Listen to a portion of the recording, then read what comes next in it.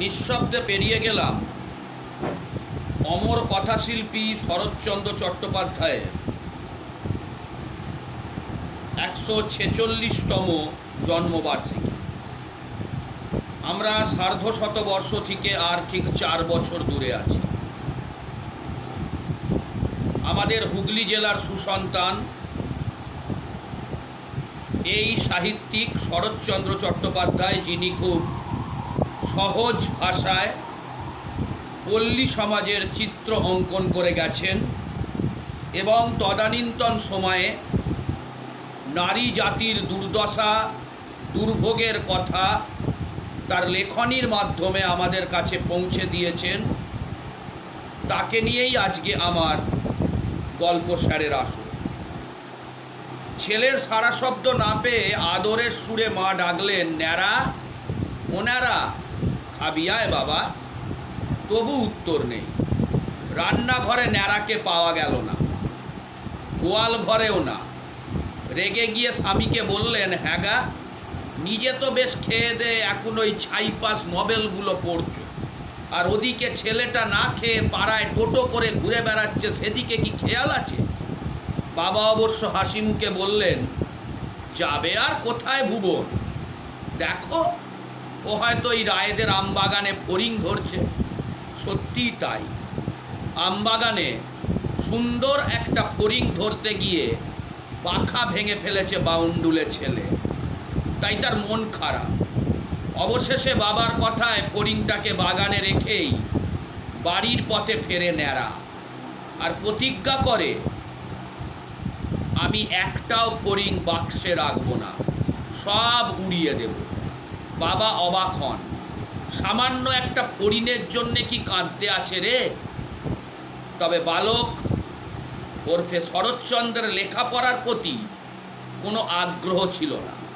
গ্রামের পিয়ারি পণ্ডিতের পাঠশালায় ছেলেকে ভর্তি করে দিয়েছিলেন বাবা মতিলাল।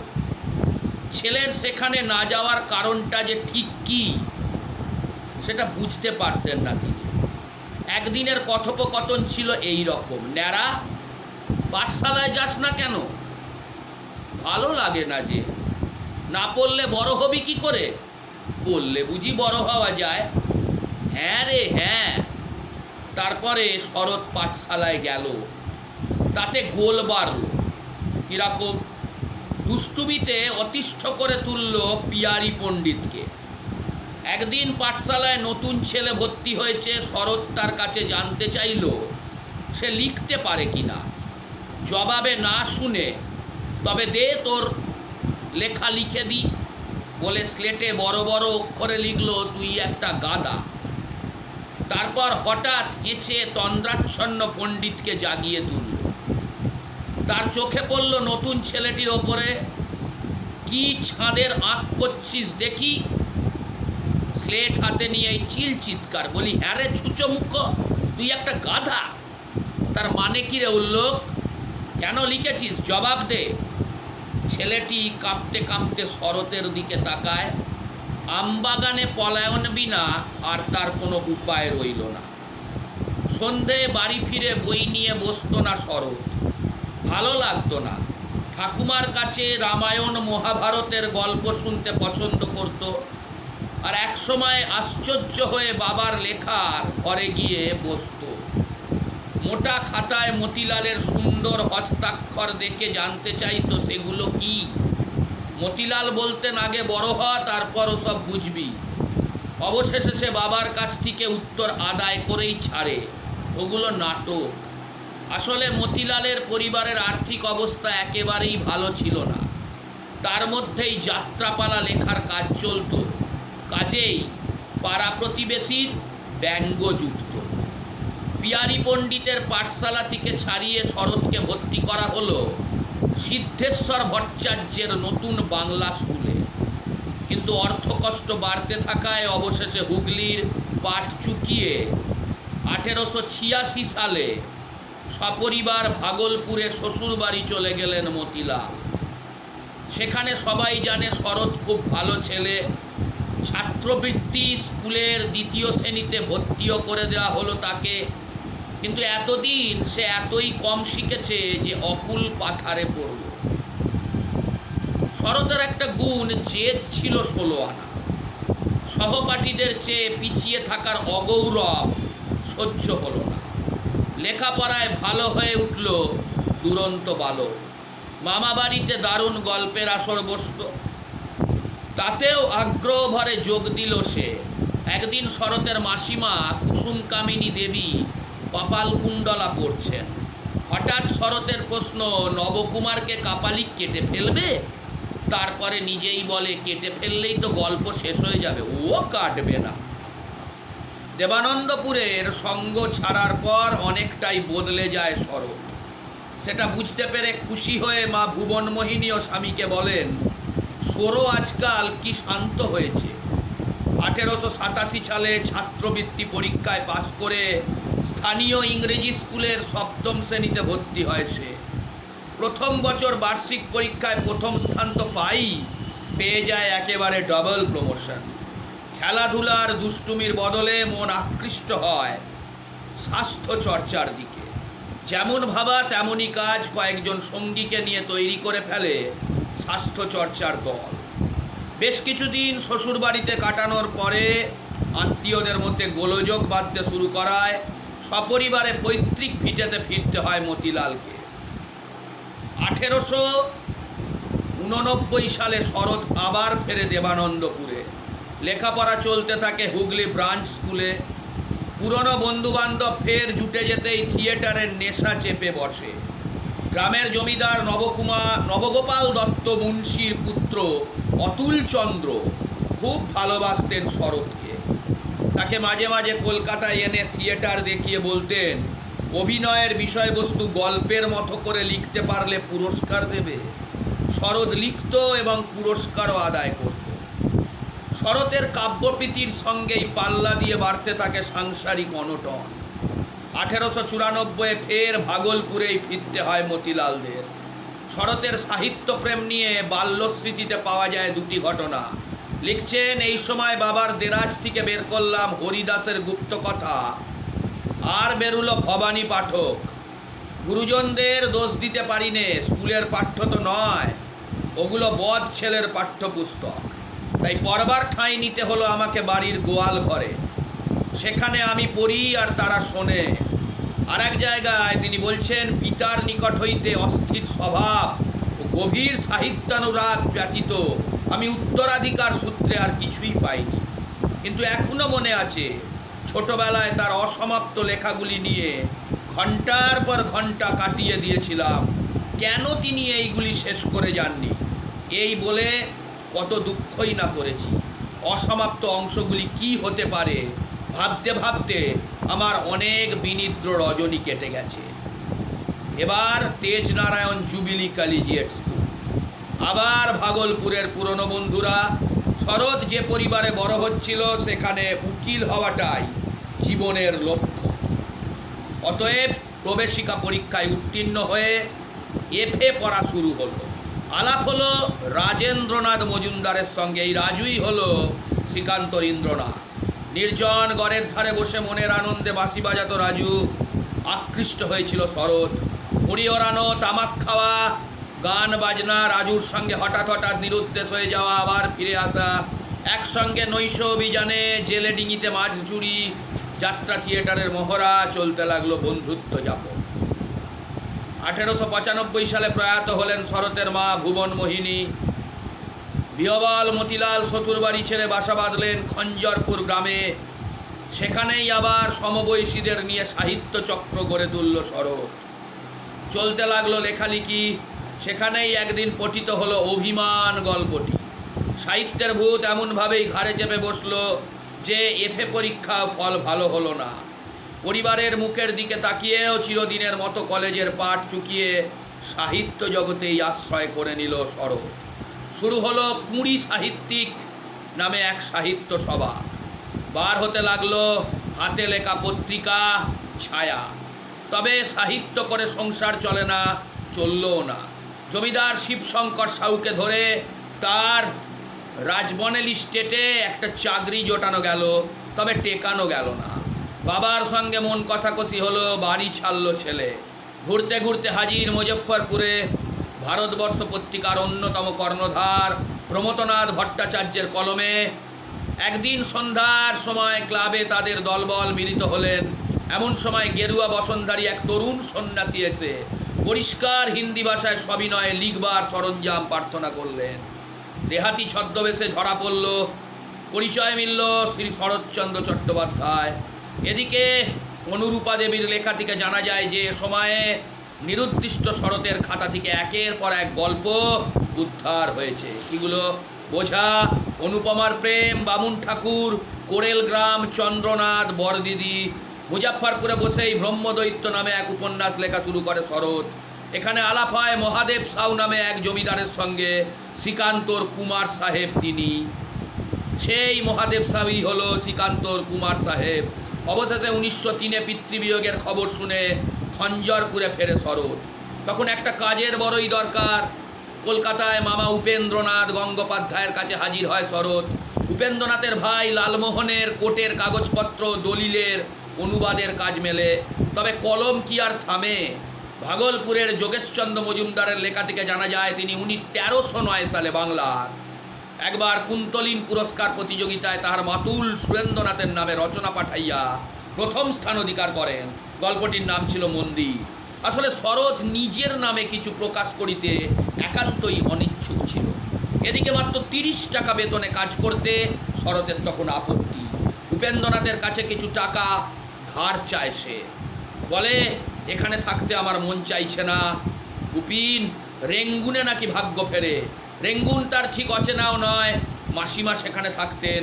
1903 সালে, তখন তার 27 বছর বয়স, জাহাজে করে বার্মায় গিয়ে হাজির হন শরৎ। মাসিমারা খুবই বড় লোক, তাদের ঘরের ছেলে হয়ে থাকতে শুরু করেন তিনি। সুতরাং জীবনে স্বাচ্ছন্দ্য আসে। কিছুদিনের মধ্যে বর্মী ভাষাটাও শিখে নেন।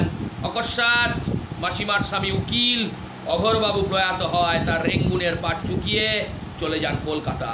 ফের পথে বসেন শরৎ। তবে এই যাত্রায় কায়ক ক্লেসের চাকরি জুটিয়ে ফেলেন। বস্তুত বর্মাবাসের আগে পর্যন্ত খানিকটা দুর্ভোগের কবলেই পড়েন শরৎচন্দ্র। এই দুর্ভোগের কবলে পড়ে প্রান্ত থেকে ও প্রান্তে কেবল অনিশ্চয়তার মধ্যে ছুটে বেড়াতে হয় শরৎকে। রেঙ্গুন তাকে কিছুটা সুস্থিতি দেয়। প্রবাসকালে মনের বৈরাগ্যও কিছুটা ক্ষীণ হয়ে আসে। সংসারী হওয়ার সাধ জাগে, বিয়েও করে। একদিন অপ্রত্যাশিতভাবে হঠাৎ যখন সাহিত্য সেবার ডাক এলো, তখন যৌবনের দাবি শেষ করে পৌরত্বের এলাকায় পা দিয়েছি। দেহ শ্রান্ত, উদ্যম সীমাবদ্ধ, শেখবার বয়স পার হয়ে গেছে। থাকি প্রবাসে, সব থেকে বিচ্ছিন্ন, সকলের কাছে অপরিচিত। কিন্তু আহ্বানে সাড়া দিলাম, ভয়ের কথা মনেই হলো না। প্রায় 18 বছর পরে অজ্ঞাতবাসে ছিলেন। 1913 সালে বাংলা সাহিত্যের ক্ষেত্রে নিজের পুনরাগমনকে এভাবেই রেখেছিলেন শরৎচন্দ্র। নবপ্রকাশিত ছোট পত্রিকা যমুনাতে এসব লেখা ছাপা হতে শুরু করে। গল্পের শুরুটা অবশ্য বেশ কয়েক বছর আগেই। বাংলার 1314 বঙ্গাব্দ। সরলা দেবী তখন ভারতীর সম্পাদক এবং সৌরীন্দ্রমোহন মুখোপাধ্যায় কলকাতা থেকে তার নামে কাগজ চালান। সৌরীন্দ্রমোহন জানতেন রেঙ্গুর যাওয়ার আগে নিজের লেখাগুলি সুরেন্দ্রনাথ গঙ্গোপাধ্যায়ের কাছে রেখে গিয়েছিলেন শরৎচন্দ্র। সেখান থেকে ছোট উপন্যাস বরদিদি আনিয়ে 3 কিস্তিতে ভারতীতে ছাপিয়েও দেন। লেখকের অনুমতি নেননি, কারণ নেওয়ার চেষ্টা করলে মিলত না। লেখা নিয়ে হইচই পড়ে। শরৎচন্দ্রের অজ্ঞাতেই রসজ্ঞ পাঠক ও সমালোচক মহলে তাকে নিয়ে আগ্রহ তৈরি হয়। তবে সময়ের সঙ্গে সঙ্গে বিস্মৃতি অনিবার্য। কাজেই কালের নিয়মে হারিয়ে যান শরৎচন্দ্র। এরপর কিভাবে ফিরলেন তার বয়ানেই জানা যায়। শুধু ফেরা নয়, অবিশ্বাস্য দ্রুততায় পাঠক মহলে জনপ্রিয়তা অর্জন করেন। কয়েক বছরের মধ্যে চাকরি ছেড়ে পাকাপাকি সাহিত্যিক। চরিত্রহীন যখন বই আকারে বেরোলো, দাম 3.5 টাকা। প্রথম দিনই বিক্রি হয়েছিল 450 কপি। বাংলা সাহিত্যে এই রেকর্ড আর কারও ছিল না। পরে সেটা আবার শরৎচন্দ্র নিজেই ভাঙেন পথের দাবির সৌজন্যে। রেঙ্গুনে অজ্ঞাতবাসের জন্য গেলেও সেখানেই আত্মপ্রকাশ করে সাহিত্যিক শরৎচন্দ্র চট্টোপাধ্যায়। রামের সুমতি, পথনির্দেশ, বিন্দুর ছেলে, নারীর মূল্য, চরিত্রহীনের জন্ম এই রেঙ্গুনেই। যমুনা থেকে ভারতবর্ষ, এবার কলম চালিয়ে অর্থ লাভ হতে লাগলো। তবে কেবল ভারতবর্ষ নয়, শরৎচন্দ্র ছড়িয়ে পড়লেন বঙ্গবাণী, নারায়ণ, বিচিত্রায়। কোনো কোনো উপন্যাস সরাসরি গ্রন্থাকারে প্রকাশিত হলো, যেমন বামুনের মেয়ে। এ পর্বে লিখলেন বিরাজ বউ, পণ্ডিত মশাই, বৈকুণ্ঠের উইল, মেজদিদি, দত্তা, পল্লী সমাজ, অরক্ষণীয়া, নিষ্কৃতি, গৃহদাহ, দেনা পাওনা, নববিধান, মহেশ, পথের দাবি, শেষ প্রশ্ন। স্বল্পকাল পর্বে পরপর এতগুলি জনপ্রিয় ও অমর সৃষ্টি করে যেতে পারেন আর কেউ না পারেননি। সত্যিই এক বিস্ময়কর প্রতিভা। নারায়ণ পত্রিকায় গল্পের জন্য শরৎচন্দ্রকে একটা সই করা চেক পাঠিয়েছিলেন চিত্তরঞ্জন দাস। সঙ্গে দিয়েছিলেন, আপনার মতো শিল্পীর অমূল্য লেখার মূল্য স্থির করার স্পর্ধা আমার নেই। টাকার ঘর শূন্য রেখে চেক পাঠালুম, এতে নিজের খুশি মতো অঙ্ক আপনি বসিয়ে নিতে পারেন। এবং নিজের অসাধারণতার মূল্যও নির্ধারণ করেছিলেন শরৎচন্দ্র, 100 টাকা। দেশবন্ধুর পদক্ষেপেই সাহিত্যিকের জনপ্রিয়তা অনুমেয়। বাংলা রঙ্গালয়ে শরৎ সাহিত্যের চাহিদা তৈরি হয়েছিল। সর্বাগ্যে অভিনীত হয়েছিল বিরাজ বউ, নাট্যরূপ দিয়েছিলেন ভূপেন্দ্রনাথ বন্দ্যোপাধ্যায়, অভিনীত হয় স্টার থিয়েটারে। তারপর শিশির কুমার ভাদুরী ভারতীতে দেনা পাওনার নাট্যরূপ দিয়েছিলেন শিবরাম চক্রবর্তী, নাম ষোড়শী, অভিনয় করলেন শিশির কুমার। সাফল্যের পরে অভিনীত হলো রমা, চরিত্রহীন, অচলা, বিজয়া। নাটকের পর চলচ্চিত্র এবং শিশির কুমার। নির্মিত হলো আধারে আলোর চিত্ররূপ, তারপরে দেবদাস, শ্রীকান্ত, বিজয়া, পণ্ডিত মশাই ইত্যাদি। তার লেখা দেশি বিদেশি ভাষায় অনুদিত হতে লাগলো। এক কথায় সাহিত্যিক শরৎচন্দ্রের উত্তরণ ও উত্থান রূপকথার মতো। হেমেন্দ্র কুমার রায় বর্ণনা করেছিলেন, যৌবনে যে শরৎচন্দ্রের দেশে মাথা রাখবার ছোট্ট একটুখানি ঠাঁই জোটেনি, দেখে 2 টাকা মাত্র সম্বল করে যিনি মরিয়া হয়ে মগের মুল্লুকে পাড়ি দিয়েছিলেন, গৌর বয়সে তিনিই যে দেশে ফিরে এসে বালিগঞ্জে চমৎকার একটা সুন্দর বাড়ি, রূপনারায়ণের তটে আরও চমৎকার পল্লী আবাস তৈরি করবেন, মোটর চড়ে কলকাতার পথে বেরোবেন। সত্যি তার দূর বা নিকট জনেরাও একথা ভাবতে পারেনি। রেঙ্গুন থেকে ফিরে শিবপুরে বাড়ি ভাড়া নিলেও ভিড় আর ভালো লাগছিল না শরৎচন্দ্রের। তাই পানির ত্রাসে, মানে যেটা সামতাবের, নিরালায় বাড়ি বানান। বাগান ঘেরা দোতলা বাড়ি, লেখার ঘরে বসে রূপনারায়ণ দেখা যায়। কখনো লিখতেন, কখনো পড়তেন, কখনো ভাবতেন। বাগানে গাছেদের সেবা করতেন, পুকুরে মাছেদের খেতে দিতেন। তবে আদর্শ জীবনে জরা আসে, রোগ ব্যাধি বাসা বাঁধে। শরৎচন্দ্রের অসুখ ছিলই। একসময় প্রত্যেক দিন জ্বর আর শরীরময় যন্ত্রণা হতে থাকলো। চিকিৎসকের নিষেধ সত্ত্বেও জোর করে পাকস্থলিতে অস্ত্রোপচার করালেন। তারিখটা 12ই জানুয়ারি। 4 দিন পর 1344-এর 2রা মাঘ 61 বছর বয়সে প্রয়াত হলেন শরৎচন্দ্র। ইংরেজির 16ই জানুয়ারি বিরাট শোভাযাত্রায় কেওড়াতলা মহাশ্মশানে জনপ্রিয় সাহিত্যিকের শেষকৃত্য শেষ হয়েছিল। 61 বছর বয়সে মাত্র। বঙ্কিমচন্দ্র সম্পর্কে শিবনাথ শাস্ত্রী লেখেন, কি লেখেন, আমাদের দেশের প্রতিভাশালী ব্যক্তিদিগের সাধারণ নিয়মানুসারে বঙ্কিমের প্রতিভার শক্তি 45 বৎসরের পর মন্দীভূত হইয়া আসিল। শরৎচন্দ্রকে দেখলে কি সে কথা বলা যায়? তার প্রতিভার পূর্ণ বিকাশ 40-এর কোঠায় গিয়ে প্রকাশিত হয়। তার জীবনকে মোটামুটি 4 ভাগে ভাগ করা যায়: দেবানন্দপুর ভাগলপুর, ব্রহ্মদেশ, হাওড়া শিবপুর আর সামতাবের কলকাতা। সাহিত্য সাধনাও 4 পর্বে: ভাগলপুরে ছোট সাহিত্য গোষ্ঠী, ব্রহ্মদেশে বরদিদি প্রকাশের পরে খ্যাতির সূচনা, দেশে প্রত্যাবর্তন, অবশেষে সাহিত্য সাধনার সূত্র ধরেই শিখরে আরোহণ। এই গগনচুম্বী জনপ্রিয়তার ব্যাখ্যা করেন অজিত কুমার ঘোষ। শরৎচন্দ্র সোজাভাবে, স্পষ্ট ভাষায় ও দুঃখ বেদনার কারুণ্যে সিক্ত করিয়া সমাজের সমস্যা তুলিয়া ধরিতেন এবং আমাদের প্রচলিত সংস্কার, নীতিবোধ ও ধর্মবোধের অন্যায় ও জবরদস্তি চোখে আঙুল দিয়ে দেখাইয়া দিলেন। ইয়ার ফলে আমাদের বন্ধ অচলায়তনের দ্বার যেমন হঠাৎ খুলিয়া গেল এবং সেই মুক্ত দ্বার দিয়া যত আলো ও বাতাস আসিয়া মুক্তির আনন্দে আমাদিগকে চঞ্চল করিয়া তুলিল। বাংলা সাহিত্যে কোনো গরিবকে ধনী করে তুলেছে এমন বোধ হয় শরৎচন্দ্রের আগে সেভাবে কল্পনা করা যেত না। দীনবন্ধু মিত্র, বঙ্কিমচন্দ্র চট্টোপাধ্যায়, দ্বিজেন্দ্রলাল রায় ছিলেন উচ্চপদস্থ সরকারি কর্মচারী, রবীন্দ্রনাথ জমিদার। শরৎচন্দ্র এক এবং একমাত্র সাহিত্যেরই জোরে 2 পায়ে ভর দিয়ে বুক ফুলিয়ে দাঁড়াতে পেরেছিলেন। এই হলেন শরৎচন্দ্র চট্টোপাধ্যায়। এই শরৎচন্দ্র চট্টোপাধ্যায়ের জন্মদিন গেল 15ই সেপ্টেম্বর। আর বাংলার তারিখ বুঝলে 31শে ভাদ্র, কারণ শরৎচন্দ্র যেদিন জন্মেছিলেন সেদিন 31শে ভাদ্র ছিল 15ই সেপ্টেম্বর। শরৎচন্দ্র অসংখ্য ছোট গল্প, অসংখ্য উপন্যাস রচনা করে গেছেন। আমি শরৎচন্দ্রের উপন্যাসগুলোকে একটা সুতোয় বেঁধে একটি কবিতা রচনা করেছি। এই কবিতার মাধ্যমে শরৎচন্দ্রকে প্রণাম জানিয়ে আমি আমার গল্প সারের আসর শেষ করব। কবিতার নাম ন্যাড়া কীর্তন। ন্যাড়া আমাদের বাউন্ডুলে, পড়ায় নেই কোমো, ভাল লাগে না পাঠশালাতে থাকতে সারাক্ষণ। বাবার দেরাজে নানান লেখা অসম্পূর্ণ কত, বালক ন্যাড়ার ভাবুক হৃদয়ে তৈরি করত ক্ষত। ছবির মতো পল্লী সমাজ দেখত চন্দ্রনাথ, নিষ্কৃতি কি এ দুর্দশার কাটত কত রাত। ভুবন মোহিনী ছেড়ে চলে যায় একা বিন্দুর ছেলে, নতুন বাসায় পিতা মতিলাল ভাগলপুরকে ফেলে। মন কষাকষি বাবার সাথে, চুকলো পড়াশোনা, সাহিত্য নিয়ে বিপ্রদাসের চিন্তার জালবোনা। বড়দিদি তার বামুনের মেয়ে, চরিত্রহীন স্বামী, মেজদিদি হলো অরক্ষণীয়া, শুভদা বিপদগামী। রেঙ্গুনে নাকি ভাগ্য ফেরে, কাশীনাথ গেছে জেনে, বর্মাবাসী দেবদাস তাই পথের দাবি মেনে। রাজেন্দ্রকে পেয়েছেন এরা ভাগলপুরে এসে, তাই তো সেই তো ইন্দ্র শ্রীকান্ততে অভিযান ভালোবেসে।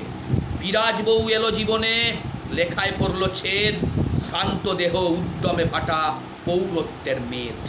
18 বছর অজ্ঞাতবাসে হঠাৎই আবার ছোটা, গৃহদাহ নয় নববিধানে দত্তার জেগে ওঠা। সই করা চেক দেশবন্ধুর, টাকার অঙ্ক ফাঁকা, লেখা তো নয় দলিল যেন পল্লীর ছবি আঁকা। দেনা পাওনা শেষ প্রশ্ন বৈকুণ্ঠের উইল, উত্তরণ আর উত্থানে তার রূপকথারই মিল। যৌবনে তার ঠাঁই জোটেনি, সম্বল 2টি টাকা, জেদের বসে মরিয়া হয়ে বার্মায় পড়ে থাকা। পৌর বয়সে বাড়ি গাড়ি হলো শেষের পরিচয়, ন্যাড়া তখন পরিণীতা হয়ে হৃদয়ে করেছে জয়। সামটা বেড়ে দোতলা বাড়ি রূপনারায়ণ তীরে, কখনো লেখা কখনো পড়া নিরালায় বসে নীরে। ন্যাড়া খুলেছে অচলায়তন স্পষ্ট সহজ ভাষায়, চঞ্চল হয়ে উঠলাম আমরা আলো বাতাস আশায়। পণ্ডিত মশাই প্রণমিত মায়, তোমার নেশায় চুর, ন্যাড়া আমাদের শরৎচন্দ্র দেবানন্দ। নমস্কার, প্রণাম জানাই অমর কথা শিল্পী শরৎচন্দ্র চট্টোপাধ্যায়কে তার 146তম জন্মবার্ষিকীতে। শেষ করছি আজকের মতো গল্প।